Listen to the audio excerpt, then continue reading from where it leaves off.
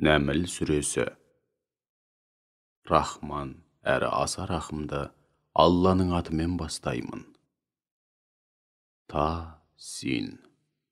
Бұлар Құранның ақиқатты ашып түсіндіретін, һәм хақтан келгендігі бұл тартпас ап-айқын кітаптың аяттары. Ол мүміндер үшін тура жолдың мөп-мөлдір қайнар көзі, һәм зор сүйінші болып табылады. Ол мүміндер намазды кемеліне жеткізіп, үзбей әрі уақытлы оқиды, зекетті толық береді, және ақиретке титтейді күмән келтірместен кәміл сенеді. Ал ақиретке сенбейтіндерге келсек, күпірліктері себепті, олардың барлық жағымсыз істері мен қылықтарын өздеріне кереметтей жағымды етіп көрсеттік. Олар жүректері өлі болғандықтан дүниенің қу тіршілігін ғана ойлап, мәңгіріп жүре береді. Ең жаман, ең ауыр азап міне солардың басында. Сондай-ақ ақиретте ең көп зиян шегетіндер де нақ солар. Уа Мұхаммед, ал өзіңе келсек, осынау қасиетті Құран саған әрісімен үкімі көп деген хикметтерге толы болған, һәм бәрінде лайықты түрде білетін Алланың құзырынан жеткізілуде.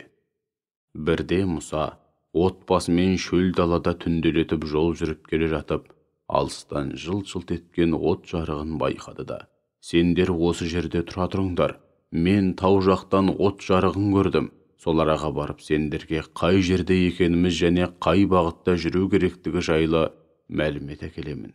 Тіпті болмаса бір шоқ алып келейін, сонымен от тұтатып жылынып аларсыңдар, деді. Мұса отқа таяп келгенде, оған былай деп үн қатылды: осы оттың басындағы һәм оның маңайындағы жандарға құт береке артылды. Әлемдердің Раббысы Алла, мінсіз, кемшілік атаулыдан ада. Уа Мұса, мен азиз, бәрінен үстем, әрі ұлы, һәм хаким, әрісімен, әр үкімінде көптеген хикметтер қамтылған Алламын. Ал енді қолыңдағы асатаяғыңды жерге таста. Мұса асатаяғын жерге тастап кеп қалғанда, оның шапшаң жылан сияқты ирелең қаққанын көріп, жалт беріп, алды-артына қарамай қаша жөнелді. Сонда Алла оған: уа Мұса, қорықпа. Өйткені менің құзырымда пайғамбарлар қорықпайды. Тек зұлымдық қылып, күнәға белшесінен батқандардың жөні басқа. Олардың менен қорқуы заңды. Алайда олар да тәубелеріне келіп істеген жамандықтарын жақсылыққа айырбастайтын болса, біліп қойсын, мен өте кешірімдімін. Әсіресе өткен ісіне өкініп тәубеге келіп, өзіме бет бұрған құлдарыма ерекше мейірімдімін. Қане, оң қолыңды қойныңа сал, оны қайта шығарғаныңда бір міні жоқ, әрі әппақ болып жарқырап шығады. Міне осы асатаяғың мен оң қолың Перғауын мен қауымына көрсететін 9 бірдей дәлелдің, мұғжизаның ішіне кіреді. Шүбәсіз олар тура жолдан тайған қауым. Алайда мұғжизаларымыз алдарына ақиқатты көрсететін ап-айқын дәлел ретінде келгенде, олар: мынауың нағыз сиқыр ғой, деді. Олардың ұжданы осынау мұғжизалардың Алладан келгеніне кәміл сенсе де, олар зұлымдық пен күнәда қасарысып, һәм жөнсіз көкірек керіп, оларды жоққа шығарды. Нәтижеде бұзғыншы, лаңшыл тобырдың ақырының не болғанына қара. Бертін келе, ғасырлар бойы Перғауынның шеңгелінен шыға алмай келген Исраил ұрпақтарын құтқардық, һәм тасын өрге домалаттық. Дәуіт пен Сүлейменге ерекше ілім нәсіп еттік. Екеуі үнемі бар мақтау, шексіз шүкіршілік, мүмін құлдарының көбінен мерейімізді үстем, бағымызды артық қылған Аллаға арналады деп шүкіршілік ететін. Сөйтіп Сүлеймен әкесі Дәуітке пайғамбарлықта һәм патшалықта мұрагер болды. Ол үнемі Алланың өзіне һәм қауымына деген нығметтерін тілге тиек етіп: уа жарандар, бізге құстардың тілі үйретілді, және нығмет атаулыға жататын бар нәрсе нәсіп етілді. Бұл әрине Алланың апайқын шарапаты деп айтатын. Күндердің күнінде Сүлейменнің пәрменімен жындардан, адамдардан және құстардан жасақталған қалың әскер оның қолбасшылығында темір тәртіппен сап түзеп, алға қарай жылжып келе жатты. Сөйтіп олар құмырсқалы алқапқа келіп жеткенде, бір құмырсқа: «Уа құмырсқалар, дереу ұяларыңа кіріңдер. Сүлеймен мен қалың әскері сендерді байқамай таптап кетіп жүрмесін» деп жан ұшыра жар салды. Әлгі құмырсқаның сөзін естіген Сүлеймен Раббысының өзіне әрі ата-анасына жасаған жақсылықтарына көңілі тасып, езу тартып күлді де: «Уа Раббым, маған һәм ата-анама нәсіп еткен нығметтеріңе лайықты түрде шүкірлік етуді және үнемі өзіңді разы ететін игілікті істер істеуді көңіліме ұялатқайсың. Сондай-ақ мені шексіз рахымыңмен игі құлдарыңның қатарына қосқайсың» деп дұға етті. Бір күні Сүлеймен құстардың қосынын аралап жүріп: «Оу, мен Хұд-Хұдты неге көрмей тұрмын? Әлде ол өз бетімен үштігейлі жоқ болып кетті ме? Ендеше оны аяусыз жазалаймын, яки бірден басын алам. Әйтпесе ол маған өзін ақтайтын орынды себеп айтып, нақты дәйек келтіру керек» деді. Содан көп замай-ақ Хұд-Хұд келді де Сүлейменнің дәргейіне бас ұрып, аяқ астынан жоғалып кетуінің себебін баяндады. «Мен расында да саған беймәлім бір істің жайын білдім. Мен саған Сәбә жерінен аса маңызды һәм рас екендігі күмәнсіз хабар алып келдім. Сәбә елінде бір әйелдің патшалық құрып, бүкіл елді билеп отырғанын көрдім. Бір өзіне нағыз патшаға нәсіп болатын нәрсенің бәрі беріліпті. Сондай-ақ оның үлкен тағы бар екен. Соған қарағанда билігі бекем, пәрмені күшті екені анық. Алайда оның да, қауымының да құдіреті күшті Аллаға емес, күнге табынғанын көрдім.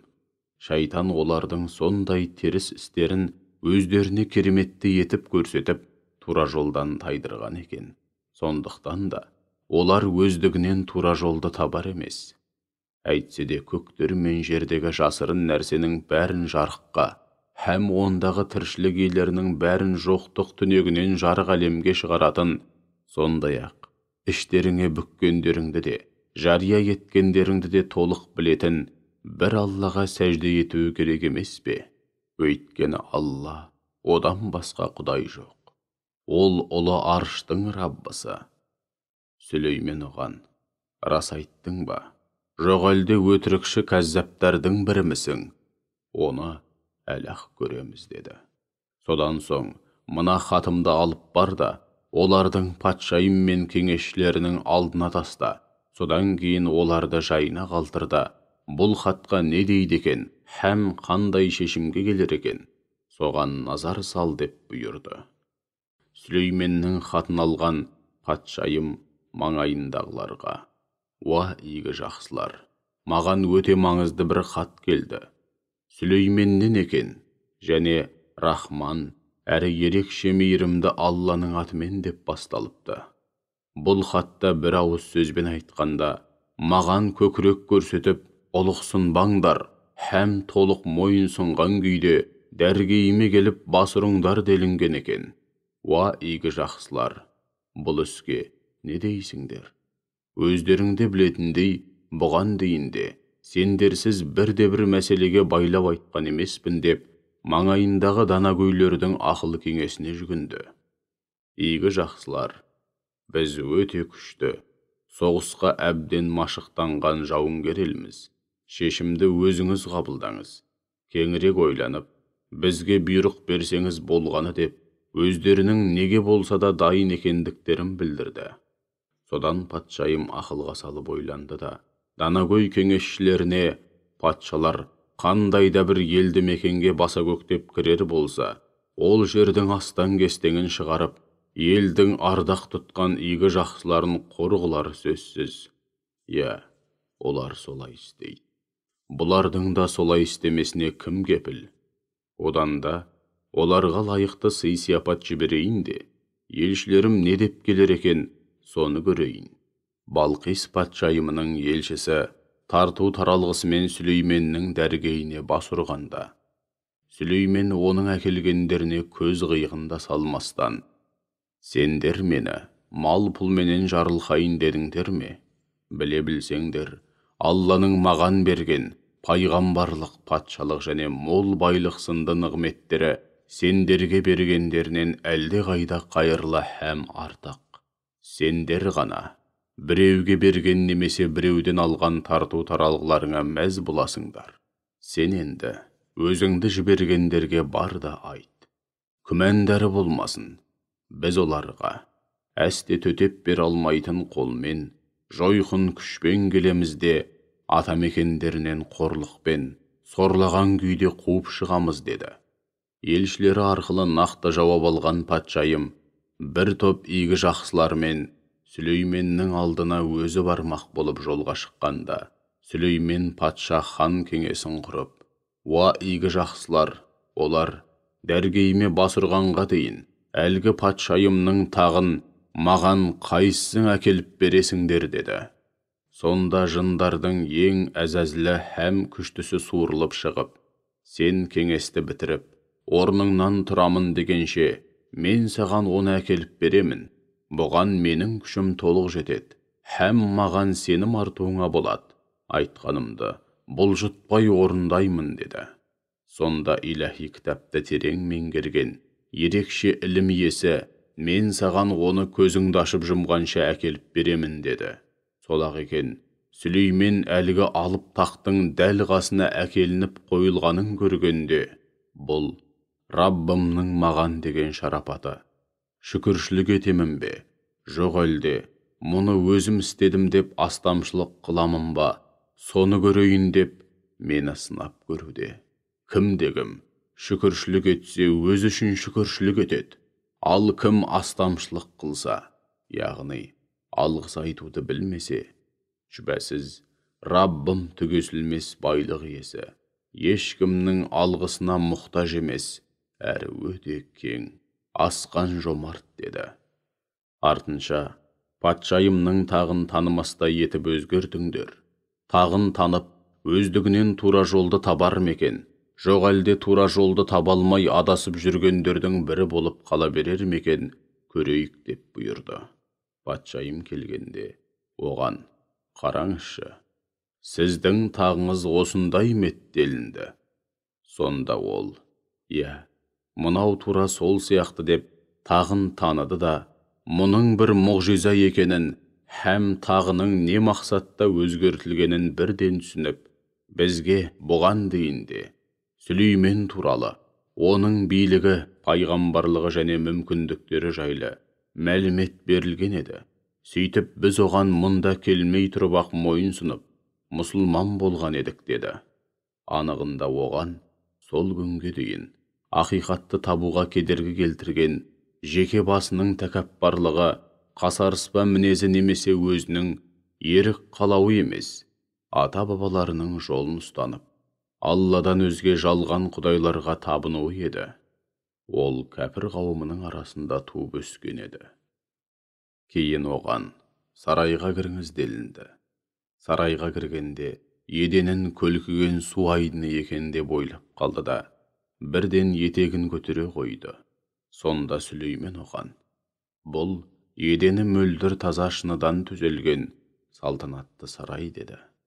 Сол кезде ол, мұндай ғаламат дүние жай патшаға емес, иләһи құдіретке сүйенген пайғамбар патшаға ғана нәсіп болатынын түсініп, «Уа Раббым, мен осы күнге дейін сенен өзгеге табынып, өз-өзіме зұлымдық қылған екенмін. Енді осы сәттен бастап, Сүлейменмен бірге әлемдердің Раббысы Аллаға мойынсұндым» деп иман келтірді. Кезінде Сәмуд халқына бір Аллаға ғана құлшылық етіңдер деген үндеумен бауырлары Салихты жіберген едік. Содан олар көп замай, бір-бірімен жауласып, жаға жыртысқан екі топқа бөлінді. Салих пайғамбар оларға, «Уа қауымым, жақсылық тұрғанда Неліктен өз бастарыңа жамандықтың тез арада келуін тілейсіңдер? Одан да шексіз рахмына бөлену үшін, мейірімді Алладан күнәларың үшін кешірім тілемейсіңдер ме деді. Сонда олар: Ей Салих, біз мына сенің һәм маңайыңдағылардың кесірінен бақытсыздыққа, қуаңшылық пен ашаршылыққа ұшырадық деді. Салих: бақытсыздыққа ұшырасаңдар, демек Алланың жазуы солай болған. Бақытсыздық дегендерің Алланың жазымышындағы нәрсе ғой. Анығында сендер араларыңдағы жақсыларың мен жамандарыңның ара жігі белгілі болғанша, бірде жақсылықпен, бірде жамандықпен сыналып жатқан қауымсыңдар деп айтты. Ол қалада үнемі ел ішіне лаң салып, бұзақылық жасайтын, ал қоғамды түзетуге, жақсартуға келгенде ат тонын ала қашатын 9 кісіден тұратын бұзық топ бар еді.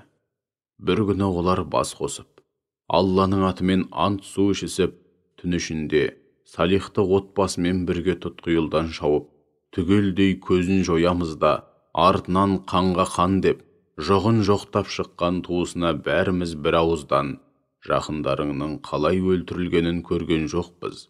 Біздің олардың өліміне еш қатысымыз жоқ. Құдай ақы, рас айтамыз деп сендіреміз деген байламға келді. Олар сөйтіп, өздерінше тұзақ құрды. Біз де өз кезегімізде тұзақ құрудың қандай болатынын олардың көзіне көрсеттік. Сөйтіп олар біреуге тұзақ құрамыз деп жүріп, өздерінің қандай тұзаққа түскенін сезбей де қалды. Міне, олардың арам пиғылмен құрған тұзақтарының ақыры не болғанын көрдің бе? Біз әлгі бұзық топтың да, қауымның да түгелдей көзін жойдық. Әне, істеген зұлымдықтарының салдарынан олардың асты үстіне келіп, қирап, қаңырап қалған үйлері, шүбәсіз мұнда ақиқатты білгісі келетін қауым үшін зор ғибрат бар. Ал иман келтіріп, Алланы лайықты түрде ұлықтайтын, оған асылық қылудан һәм азабынан қорқатын тақуа жандарды кәпірлердің басына келген азапқа душар қылмай аман алып қалдық. Лутты да өз қауымына пайғамбар етіп жібердік. Ол қауымын: сендер көрер көзге осындай арсыздыққа, жиіркенішті іске барасыңдар ма? Сонда сендер әйелдерді былай қойып, тән құмарлықтарыңды еркектерге барып тояттайсыңдар ма? Анығында сендер надандықта қасарысқан қауымсыңдар деп, арсыздықтан тыюға тырысты. Сондағы қауымының бар жауабы: Луттың отбасын ауыл аймақтарыңнан қуып шығыңдар, өйткені олар күнәдан пәк, өте әдепті жандар деу ғана болды. Нәтижеде оның өзін және отбасын қауымының басына келген жойқын азаптан аман алып қалдық. Тек әйелін азаптан құтқарған жоқпыз. Оның пешенесіне жұртта қалып, зауал табатындардың арасында болуды жаздық. Төбелеріне алапат жауын жаудырдық. Ескертуге құлақ аспағандардың төбесіне жауған жауын қандай жаман еді. Уа Мұхаммед, бар мадақ пен шексіз шүкіршілік әрдайым бір Аллаға арналсын, және есендік оның таңдаулы құлдарына тән болсын. Шын қайырлы, Тәңір тұтуға шын лайық болған кім? Алла ма? Жоқ әлде оған серік етіп қосқандары ма де? Сонымен кім қайырлы? Олардың жалған құдайлары ма? Жоқ әлде күллі аспан әлемі мен жерді жаратқан және сендер үшін көктен жауын жаудырған Алла қайырлы ма? Біз сол жауынның суымен көз жауын алатын бау-бақшалар өсірудеміз. Ал сендер бау-бақша тұрмақ оның бір ағашында өсіре алмас едіңдер. Алламен қатар басқа құдай бар ма? Әрине жоқ. Анығында олар хақтан ауытқып кете баратын қауым. Олардың жалған құдайлары қайырлы ма? Жоқ әлде үнемі қозғалыста болатынына қарамастан жерді жайлы тұрақ қылған, оның әр жерінен әр бағытта өзендер ағызған, оған тауларды қазық қылған және бір-бірімен тоғысқан қос теңіздің арасына көзге көрінбейтін бөгет қойған Алла қайырлы ма? Алламен қатар басқа құдай бар ма? Әрине жоқ. Анығында олардың дені осынау ақиқатты білмейді, әрі білгілері де келмейді. Олардың жалған құдайлары қайырлы ма? Жоқ әлде өзіне дұға еткен, қысылған жанның дұға тілегін қабыл алып, оны басына түскен ауыртпалықтан құтқаратын, сендерді жер бетін көркейтсін, һәм ондағы жүйеге, жаратылыс мақсатына сай өмір сүрсін деп, жер бетінің халифалары қылған Алла қайырлы ма? Алламен қатар басқа құдай бар ма? Әрине жоқ. Өздерің неткен аз ойланатын, ғибрат алайын демейтін адамсыңдар. Олардың жалған құдайлары қайырлы ма? Жоқ әлде сендерге құрлық пен теңіздің тастай қараңғы шақтарында жол көрсететін, рахымын жаудырар алдында сүйіншілеуші ретінде желді жіберетін Алла қайырлы ма? Алламен қатар басқа құдай бар ма? Әрине жоқ. Алла олардың өзіне серік етіп қосқанынан аулақ, һәм әлде қайда ұлы. Олардың жалған құдайлары қайырлы ма? Жоқ әлде күллі жаратылысты жоқтан жарататын, кейін оларды өлтіріп қайта жарататын, сендерге көктен һәм жерден ризық шығарып беретін Алла қайырлы ма? Ендеше Алламен қатар басқа құдай бар ма? Уа Мұхаммед, оларға, егер Алладан басқа құдай бар деген сөздерің рас болса, қане дәлелдеріңде? Уа Мұхаммед, күллі аспан әлеміндегі һәм жердегі бірде-бір жан ғайыпты білмейді. Ғайыпты бір Алла ғана біледі. Олар және олардың табынған құдайлары қиямет қайымның қашан орнайтынын, өлгеннен кейін қашан тірілетінін де білмейді. Анығында олар тек дүние қуып, дүниелік нәрселерді ғана үйренуге ден қойғандықтан, ақирет жайлы ілімнен махрұм қалғандар. Ақирет жайлы мәліметтер оларға пайғамбар арқылы бірінен кейін бірі келуде, алайда олар оған күмән келтіруде. Жоқ, олар ақирет жайлы мұншама дәлел тұрғанда көрсоқыр болып қала беруді жөн көруде. Көпірлікте қасарысқандар, сонда мына біз һәм ата-бабаларымыз топыраққа айналғаннан кейін қайтадан тірілтіліп қабірден шығарыламыз ба? Анығында бізге берілген мұндай қорқынышты уәде бұдан бұрын ата-бабаларымызға да берілген болатын. Алайда бұл бұрынғылардың аңыз әпсәнелерінен, жалған сенімдерінен басқа түк емес деді. Уа Мұхаммед, оларға, ендеше жер бетін шарлап шығыңдар. Сөйтіп, күнәға белшесінен батқан кәпірлердің ақыры қалай болғанын өз көздеріңмен көріңдер де. Сондай-ақ олар үшін, яғни, олардың жат қылықтарына, өзіңнен сырт айналғанына бола мұңайма. Олардың еңбегіңді еш қылуы һәм ел жұртты қақ жолдан тайдыру үшін жасаған құйтырқы жоспарлары мен құрған тұзақтарына бола тарығып күйзелме. Олар, айтқандарың рас болса, бұл қорқынышты уәделерің қашан орындалады дейді. Оларға, бәлкім, өздерің асықтырған азаптың бір парасы бастарыңа төніп келіп те қалған шығар де. Шүбәсіз, Раббың адамдарға аса шарапатты, алайда олардың көбі шүкіршілік етпеуде. Шүбәсіз, Раббың олардың көкіректеріне нені бүгіп жүргенін де, ашықтан ашық істеп жүрген істерін де жақсы біледі. Көкте де, жерде де ап-айқын кітапта жазылмай тасада қалған еш нәрсе жоқ. Біле білсеңдер, бұл Құран Исраил ұрпақтарына өзара таласып тартысып келген мәселелерінің көбін баяндап беруде. Сондай-ақ ол мүміндер үшін тура жолға бастаушы, һәм бастан аяқ рахым болып табылады. Шүбәсіз, Раббың олардың, яғни, иман келтіргендер мен етпегендер арасында билік айтып, өзінің әділ де кесімді үкімін шығарады. Ол азиз, бәрінен үстем әрі ұлы, алим, шексіз ілім иесі.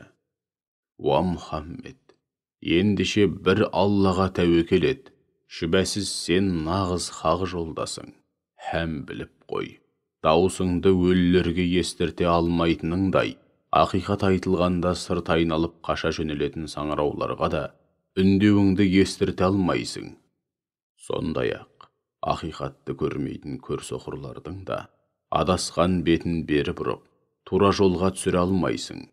Үндеуіңді тек өз бойларыңдағы һәм жалпы болмыстағы аяттарымызға, айқын дәлелдерімізге илануға һәм ақиқатқа мойынсынуға бейім жандарға ғана естірте аласың. Берілген сөз, уәде етілген азап іске асуға шақ қалғанда, оларға жерден бір мақұлық шығарамыз. Сөйтіп әлгі мақұлық адамдарға тіл қатып, өз бойларындағы жалпы болмыстағы һәм кітаптағы айқын дәлелдерімізге, аяттарымызға лайықты түрде иланбағандықтарын айтады. Күндердің күнінде әр үмбеттің ішінен аяттарымызды жалған санап, жоққа шығаратындардан бір топ шығарамыз. Сөйтіп олар сап түзеген күйде жауапқа тартылатын жерлеріне қарай айдалады.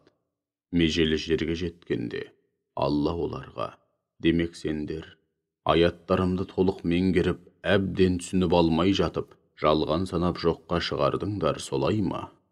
Жоқ, олай емес десеңдер, онда сендердің істегендерің не еді дейді. Сөйтіп, басы Аллаға өзгелерді серік етіп қосумен басталып, жалғасын тапқан зұлымдықтарының салдарынан оларға берілген сөз, уәде етілген азап іске асты. Енді олар ақталу үшін бір ауыз сөз айта алмайды. Сонда олар түнді адамдардың дамылдап тынығу үшін, ал күндізді тіршілік ету үшін жап-жарық етіп жаратқанымызды көрмей ме? Шүбәсіз осында иман келтіретін қауым үшін көптеген айқын белгілер әрі талай ғибрат бар. Сур үрленетін күні көктер мен жердегілердің бәрінің зәре-құты қалмайды.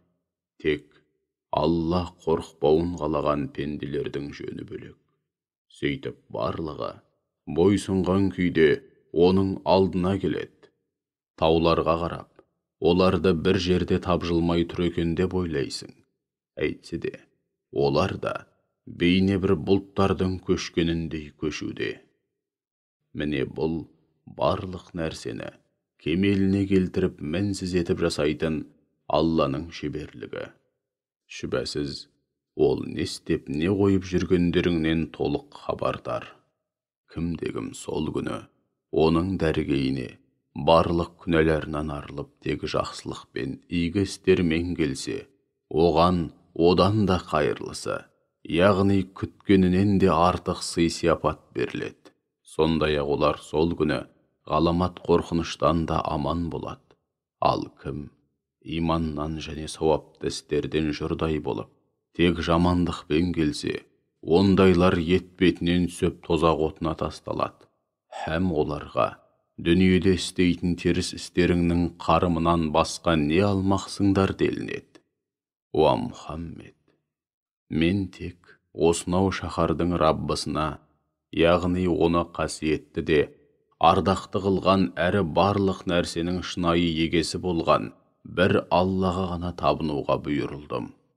Сондай-ақ мен оған толық мойынсұнған шын мұсылман болуға бұйырылдым және Құран оқуға, сол арқылы оның қасиетті жолдауын жеткізуге бұйырылдым дегін.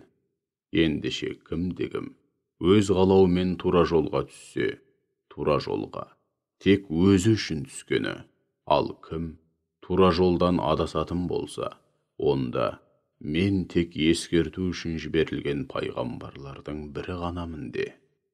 Сондай-ақ бар мадақ пен шексіз шүкіршілік бір Аллаға тән. Ол сендерге айтқан сөздеріңнің бәріне бұл тартпас айғақ болатын аяттарын, ғаламат нышан белгілерін әлақ көрсетеді. Сонда сендер сол аяттарды бірден танып білесіңдер деп айт. Біліп қой, Раббың не істеп не қойып жүргендеріңнен бейхабар емес, һәм істеріңе